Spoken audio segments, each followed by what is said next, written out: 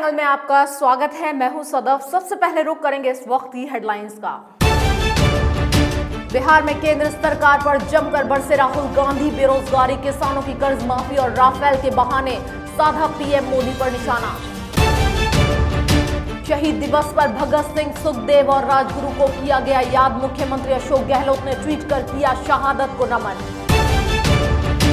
भामाशाह स्वास्थ्य बीमा योजना को लेकर गरमाई राजस्थान की राजनीति। विधायक कालीचरण सराफ ने लगाया अघोषित रूप से बंद करने का आरोप।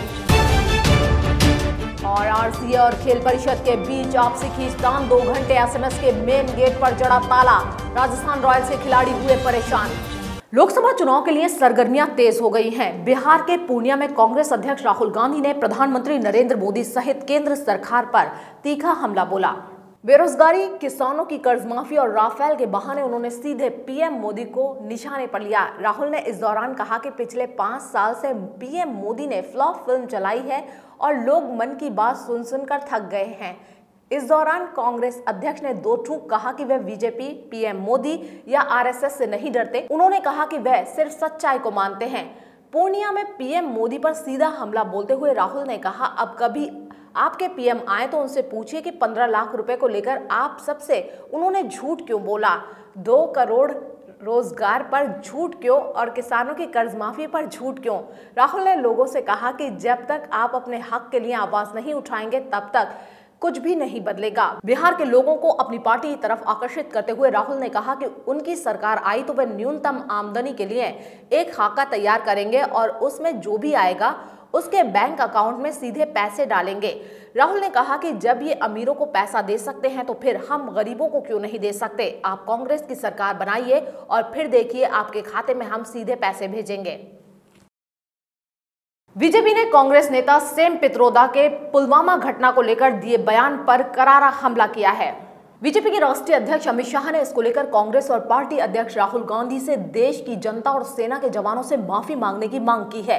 उन्होंने कहा कि जो आतंकवादी घटनाएं देश में होती हैं, इसका पाकिस्तान की सेना से कोई रिश्ता है या नहीं। अगर रिश्ता है तो फिर दोषी कौन है, इसका जवाब कांग्रेस को देना चाहिए। अमित शाह ने कहा कि कभी बीके हरिप्रसाद दिग्विजय सिंह के बयान को व्यक्तिगत बयान बता देते हैं तो कभी कपिल सिब्बल सिद्धू के बयान को व्यक्तिगत बता देते हैं। मैं मानता हूं कि देश की जनता इसे समझ चुकी है। कांग्रेस को देश की जनता और जवानों से माफी मांगनी चाहिए। 10 साल तक यूपीए की सरकार रही, आतंकवाद पर कठोर कार्रवाई नहीं की, न अंतर्राष्ट्रीय समुदाय में पाकिस्तान को अलग थलग करने की कोई कोशिश की।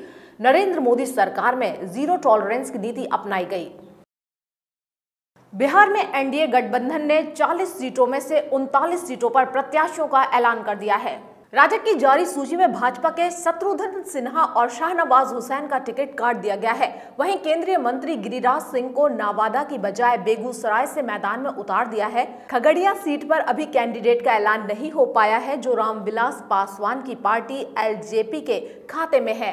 बिहार में एनडीए नेताओं ने प्रेस कॉन्फ्रेंस कर उम्मीदवारों की घोषणा कर दी है। लगातार 5 साल तक बीजेपी केंद्रीय नेतृत्व के खिलाफ बागी तेवर दिखाने वाले पटना साहिब के सांसद शत्रुघ्न सिन्हा का टिकट कट गया है और उनकी जगह यहां से केंद्रीय मंत्री रविशंकर प्रसाद को पार्टी ने मैदान में उतारा है। शाहनवाज हुसैन का नाम भी पार्टी की ओर से जारी लिस्ट में नहीं है। पिछली बार वे भागलपुर से बीजेपी उम्मीदवार थे। नवादा सीट गठबंधन के साथ ही एलजेपी के खाते में जाने की वजह से केंद्रीय मंत्री गिरिराज सिंह को बेगूसराय से मैदान में उतारा गया है। इसके अलावा प्रमुख चेहरों में पूर्वी चंपारण से बीजेपी ने केंद्रीय मंत्री राधा मोहन सिंह को उम्मीदवार बनाया है। वहीं सारण से राजीव प्रताप रूडी मैदान में होंगे। प्रदेश बीजेपी अध्यक्ष नित्यानंद राय को उजियारपुर से उम्मीदवार बनाया गया है। केंद्रीय मंत्री अश्विनी चौबे की बक्सर सीट बरकरार रखी गई है। गुरुग्राम में होली के दिन हुई मारपीट की घटना के बाद इस पर राजनीति भी शुरू हो गई है। वहीं वीडियो वायरल होने के बाद पुलिस ने एक आरोपी को गिरफ्तार कर लिया है। इस मारपीट में 20 से 25 लोगों के शामिल होने की बात कही जा रही है। वहीं दिल्ली के मुख्यमंत्री अरविंद केजरीवाल ने इस पर प्रधानमंत्री नरेंद्र मोदी पर हमला बोला है।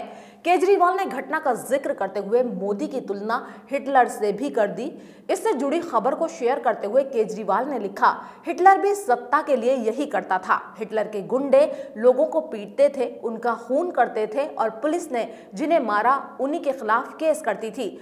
मोदी जी भी ये सत्ता के लिए करवा रहे रहे हैं, हिटलर के रास्ते पर चल रहे हैं। वह मोदी समर्थकों को दिखाई नहीं देता कि हमारा भारत किधर जा रहा है। जिस मामले का यहाँ केजरीवाल ने जिक्र भी किया है वो भोंडसी का है। होली की शाम को वहां 20 से 25 गुंडों ने एक घर में घुसकर मारपीट की थी, जिसका वीडियो भी सामने आया था। उन गुंडों ने घर में मौजूद बच्चों, महिलाओं को भी पीटा था। जानकारी के मुताबिक वहां मामला क्रिकेट को लेकर मामूली कहासुनी से शुरू हुआ था और फिर काफी आगे बढ़ गया। सुप्रीम कोर्ट के पूर्व जज जस्टिस पिनाकी चंद्र घोष ने देश के पहले लोकपाल के तौर पर शपथ ली। आम चुनाव से ठीक पहले लोकपाल की नियुक्ति को लेकर काफी राजनीतिक विवाद भी हुआ। आम चुनाव से ठीक पहले लोकपाल की नियुक्ति को लेकर काफी राजनीतिक विवाद भी हुआ। जस्टिस घोष को राष्ट्रपति रामनाथ कोविंद ने देश के पहले लोकपाल के तौर पर शपथ दिलाई। इस मौके पर प्रधानमंत्री मोदी भी मौजूद थे। जस्टिस घोष को प्रेसिडेंट रामनाथ कोविंद ने पद की शपथ दिलाई। इस मौके पर उपराष्ट्रपति वेंकैया नायडू, प्रधानमंत्री नरेंद्र मोदी और चीफ जस्टिस रंजन गोगोई भी मौजूद थे। जस्टिस घोष इससे पहले आंध्र प्रदेश हाई कोर्ट के चीफ जस्टिस और सुप्रीम कोर्ट के जज रह चुके हैं। जस्टिस घोष वर्तमान में राष्ट्रीय मानवाधिकार आयोग के सदस्य भी थे और मानवाधिकार कानून के जानकार के तौर पर उन्हें माना जाता है। वाइस एडमिरल करमबीर सिंह को सरकार ने अगला नौसेना अध्यक्ष चुना है। वह मौजूदा नौसेना अध्यक्ष सुनील लांबा का स्थान लेंगे। लांबा का कार्यकाल 31 मई 2019 को समाप्त हो जाएगा। इस बात की जानकारी रक्षा मंत्रालय के प्रवक्ता ने ट्वीट के जरिए दी। वाइस एडमिरल करमबीर सिंह जुलाई 1980 में भारतीय नौसेना में शामिल हुए थे। 1982 तक उनकी नियुक्ति एक हेलीकॉप्टर पायलट के तौर पर थी। उन्होंने ब्रिटेन के वेलिंगटन स्थित डिफेंस सर्विसेज स्टाफ कॉलेज से पढ़ाई की है। इसके अलावा उन्होंने मुंबई के कॉलेज ऑफ नेवल वॉरफेयर से भी पढ़ाई की है। ये इन दोनों जगहों पर निदेशक के पद पर भी रहे हैं। अति विशिष्ट सेवा मंडल प्राप्त करमबीर सिंह को 31 मई 2016 को वाइस एडमिरल का कार्यभार सौंपा गया था। उन्हें पायलट के तौर पर चेतक और कॉम्बो हेलीकॉप्टर उड़ाने का अनुभव है। अपने 36 साल के करियर में उन्होंने भारतीय तट रक्षा बल के जहाज को कमांड किया है। इसके साथ ही वे नेवल मिसाइल कॉर्वेट और गाइडेड मिसाइल डिस्ट्रॉयर के कमांडर भी रहे हैं। कांग्रेस पार्टी के पूर्व महासचिव और वरिष्ठ नेता दिग्विजय सिंह भोपाल लोकसभा सीट से चुनाव लड़ेंगे। मध्य प्रदेश के मुख्यमंत्री कमलनाथ ने भोपाल में एक कार्यक्रम के दौरान ये बात कही। गौरतलब है कि दिग्विजय सिंह के लोकसभा चुनाव लड़ने को लेकर प्रदेश की राजनीति काफी गर्म है। कुछ दिनों पहले ही प्रदेश के मुखिया कमलनाथ और दिग्गी राजा के बीच सीट और चुनाव को लेकर सार्वजनिक चर्चाओं का दौर भी चला था।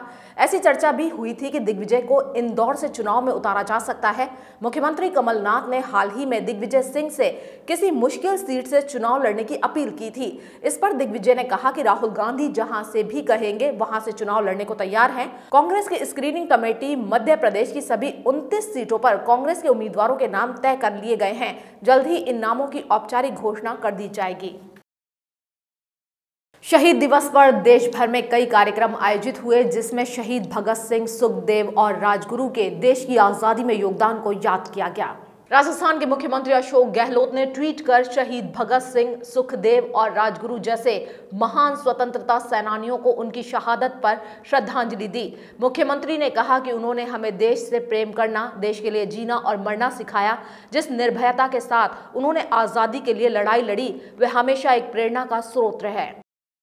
प्रदेश कांग्रेस में दिवंगत नेताओं को याद करने का सिलसिला बदस्तूर जारी है।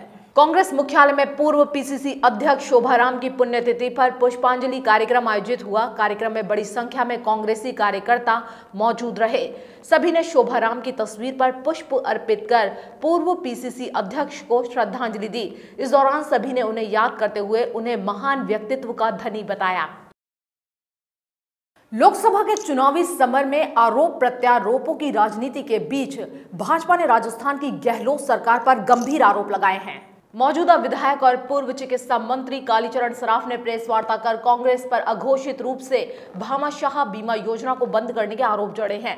प्रदेश भाजपा मुख्यालय में मीडिया से रूबरू सराफ ने कहा कि कांग्रेस व्यक्तिगत स्वार्थों के चलते आम जनता के साथ धोखा कर रही है।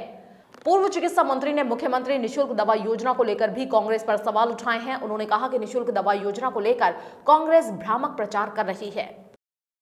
जैसा कि आप सब लोगों को जानकारी है कि पिछली सरकार ने 13 दिसंबर 2015 से भामाशाह स्वास्थ्य बीमा योजना का शुभारंभ किया था और योजना में प्रदेश के लगभग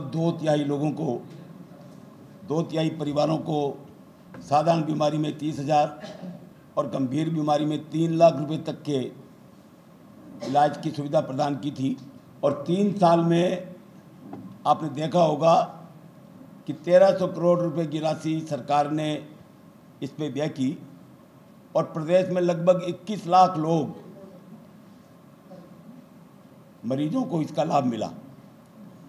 दुर्भाग्य से कांग्रेस की सरकार आते ही अघोषित रूप से इस योजना को बंद कर दिया गया है और जिन मरीजों का निजी अस्पतालों में जो भामाशाह स्वास्थ्य बीमा योजना से एम्पैनल्ड हैं इलाज कराया, उनका भुगतान नहीं हो रहा है, जिससे निजी अस्पतालों में जो भुगतान रुक गया है, सीधे सीधे गरीब जनता को इससे परेशानी उठानी पड़ रही है।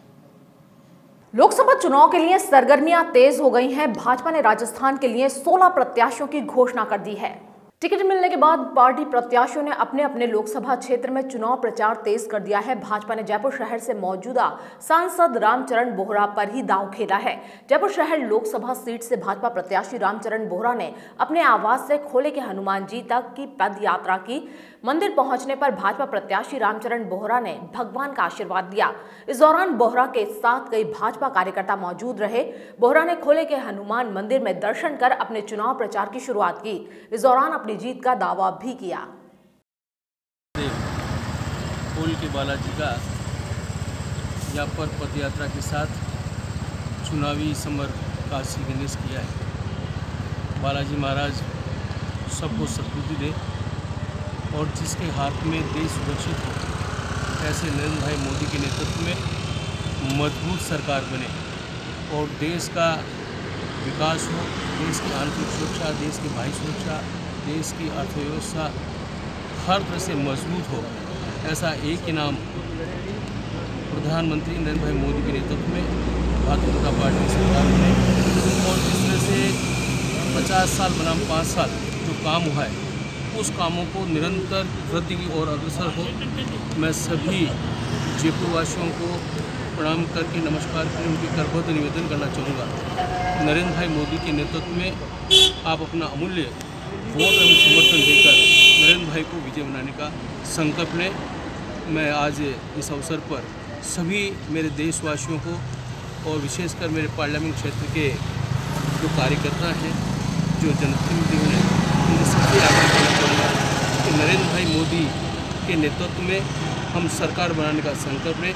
जयपुर के एसएमएस स्टेडियम में आईपीएल सीजन 12 का पहला मुकाबला किंग्स 11 पंजाब और राजस्थान रॉयल्स के बीच खेला जाएगा। रॉयल्स प्रबंधन और आरसीए मैच की तैयारियों में जुटा है। हालांकि मैच की तैयारियों से पूर्व खेल परिषद और आरसीए के बीच तनातनी की स्थिति बन गई। खेल परिषद ने बिना किसी पूर्व सूचना के स्टेडियम के मुख्य द्वार के ताला लगा दिया। खेल परिषद ने करीब 2 घंटे तक स्टेडियम के मुख्य द्वार पर ताला लगाए रखा। इस दौरान राजस्थान रॉयल्स के खिलाड़ियों और अन्य किसी भी आरसीए के सदस्यों को स्टेडियम के अंदर नहीं जाने दिया गया, जिसके चलते रॉयल्स की टीम काफी देर स्टेडियम के बाहर खड़ी रही। करीब 2 घंटे बाद खेल परिषद ने ताले खोले। इस मामले में खेल परिषद के सचिव अरुण कुमार का कहना था कि एमओयू की शर्तों के मुताबिक स्टेडियम की नाप जोख के लिए ताले लगाए गए थे। ये काम पूरा होते ही ताले खोल दिए गए। और इसी के साथ इस बुलेटिन में इतना ही। खबरों का सिलसिला लगातार जारी रहेगा। आप बने रहिए हमारे साथ। नमस्कार।